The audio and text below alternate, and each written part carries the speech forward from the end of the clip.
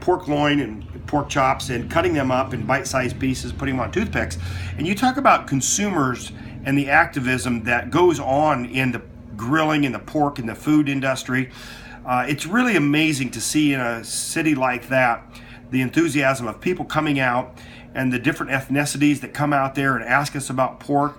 There were 30 grilling competition teams from all over around the country that were there, and they were grilling up the first day beef brisket and chicken, and the second day it was pork ribs and pork loin.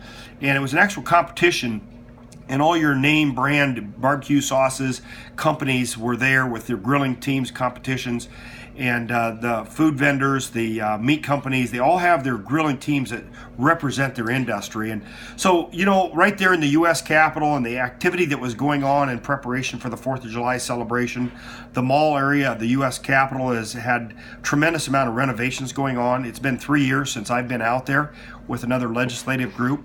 And just to see what goes on in this great country of ours, especially as we hear the events in the news of the last couple days. But, that's why it's important to be in our local hometowns like Todd. And I appreciate the efforts of a lot of businesses in our communities and our neighboring towns.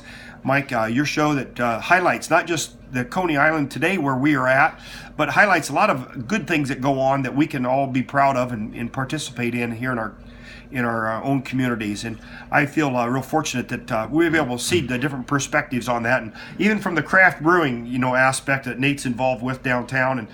And I was in an establishment in DC, and I like to try those different types of home brews. And this gentleman said, and this is just near Chinatown, actually, just north of the U.S. Capitol, about 8 or 9 blocks, if anybody's been out in that area by the convention center before in D.C. And he said, it's interesting. We hear more and more about the craft brewing industry, that every small town across the Midwest is starting to develop these. So